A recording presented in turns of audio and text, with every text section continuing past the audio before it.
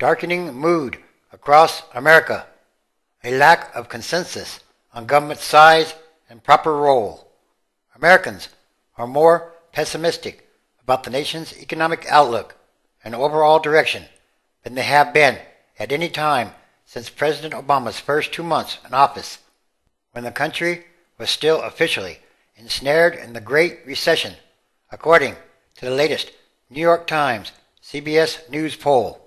Amid rising gas prices, stubborn unemployment, and more debates in Washington over the federal government's ability to meet its future obligations, the poll presents stark evidence with the slow, if unsteady, gains in public confidence earlier this year that a recovery was underway are now all but gone. In other words, most people think the economy is not really getting better.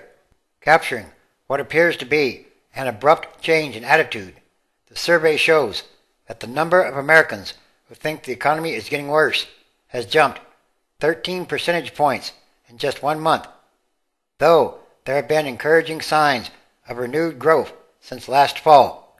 Many economists are having second thoughts, warning that the pace of expansion might not be fast enough to create significant numbers of new jobs.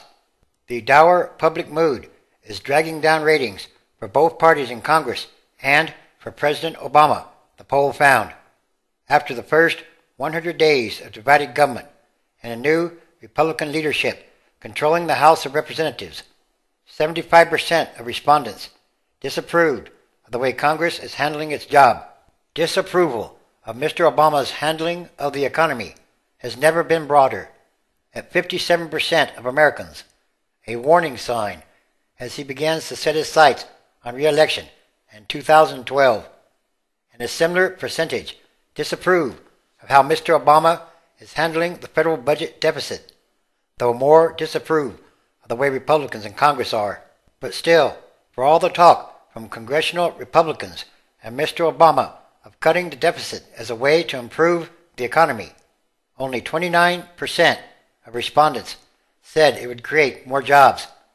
27% said it would have no effect on the employment outlook, and 29% said it would cost jobs. When it comes to cutting the deficit and the costs of the nation's costliest entitlement programs, the poll found conflicting and sometimes contradictory views, with hints of encouragement and trouble for both parties. Mr. Obama has considerable support for his proposal to end tax cuts for those households earning $250,000 a year and more. 72% of respondents approved of doing so as a way to address the deficit, and in what he can take as a positive sign for his argument, the nation has a duty to protect its most vulnerable citizens. About 3/4 of Americans polled think the federal government has a responsibility to provide health care for the elderly, and 56% believe it has a similar duty to the poor. Keep people's taxes and give them medical benefits, Richard Sterling, an independent voter of Connecticut, said in a follow-up interview. And what Republicans may take as a positive sign as they seek a more limited government.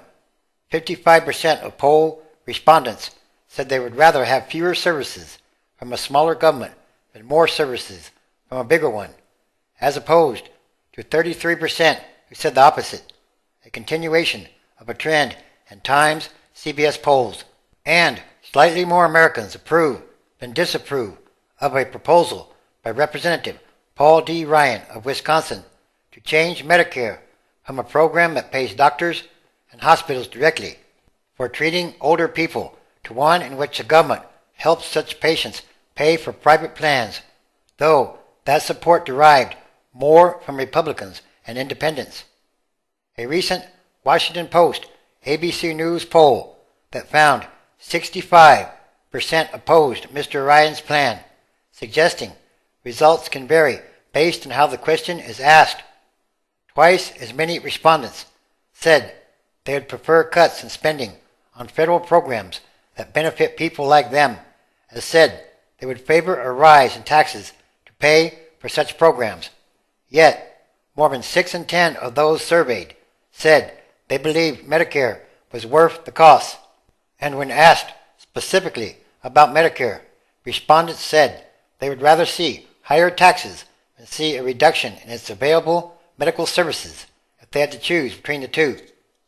Given the choice of cutting military, Social Security, or Medicare spending as a way to reduce the overall budget, 45% chose military cuts, compared with those to Social Security, 17%, or Medicare, 21%. The opposition by Tea Party supporters to raising the level of debt the nation can legally carry was shared by nearly two-thirds of poll respondents, including nearly half of Democrats. Administration officials say blocking the government from raising that limit could force it to default on its debt payments. For the most part, Americans split sharply along party lines when it comes to whom they trust most on the deficit, Medicare and Social Security, but with 70% of poll respondents saying that the country was heading in the wrong direction, the public was not exhibiting warm feelings toward office holders of either party. Most Americans think neither Mr. Obama nor the congressional Republicans share their priorities for the country. Mr. Obama's job approval remains below a majority, with 46% saying they approve of his performance in office, while 45% do not, and support for his handling of the military campaign in Libya has fallen since last month. 39% approve and 45% disapprove. In a CBS poll in March, 50% approved and 29% disapproved. Republicans have their own challenges. More than half of poll respondents, 56%, said they did not have a favorable view of the party, as opposed to 37% who said they did. The Democratic Party fared somewhat better. 49% did not have favorable views of it, and 44% did. The displeasure with office holders of both parties is reminiscent of the mood that prevailed in November when anti-incumbent sentiment swept Democrats out of power in the House and diminished their edge in the Senate. Frustration with the pace of economic growth has grown since, with 28% of respondents in a New York Times CBS poll in late October saying the economy was getting worse, and 39% saying so in the latest poll. They're saying it will get better, but it's not, said a Republican of Bayville, New York. He also added, I know so many people who are unemployed and can't find a job. So yes, most people are saying that the economy is getting worse, not better.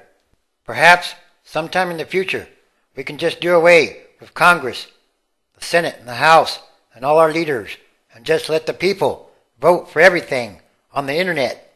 It would be a lot simpler, and we would save a lot of money. Then the true will of the majority or the people would be accomplished, because now it does not seem that the majority of the people of this country are not really being represented in the government. This too is another sign of the times, the end times, transition days, which is a continuing day-by-day process of extraordinary changes, happenings, and events, which are increasing in frequency. All systems that must change quickly or rapidly, and for the better.